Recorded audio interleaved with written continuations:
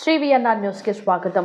MP Mithun Reddy అక్రమ కేసులో న్యాయం గెలిచిందని జిల్లా సహకార ప్రింటింగ్ ప్రెస్ మాజీ చైర్మన్ గోటూరి మురళీమోహన్ రెడ్డి అన్నారు.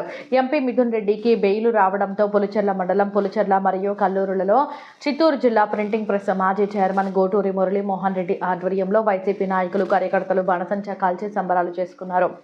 వైసీపీ నాయకులు మువ్వల నరసింహులు, శెట్టి, ఎన్ఎస్ రెడ్డి, ప్రకాష్, రాయల్ మోహన్, షౌకత్, మునస్వామి, రామ్ కుమార్ రెడ్డి, మహేశ్వర్ రెడ్డి, రమేష్ రెడ్డి, మధు, నాగయ్య, నాగరాజ, విజయ్ కుమార్, గురుస్వామి, మునీశ్వర గంగయ్య, మాజీ ఎంపీటీసీ శ్రీనివాసులు, జేసీబీ ప్రభాకర్, ఈశ్వర, అనిల్ రెడ్డి, భాష, సలాం, బారేష, వెంకటేష్, మునిరత్నం, చలపతి, సుబ్రహ్మణ్యం, దేవేందర్ రెడ్డి, దామోదర్ రెడ్డి, రమేష్ రెడ్డి, కేశవ నాయుడు తదితరులు పాల్గొన్నారు.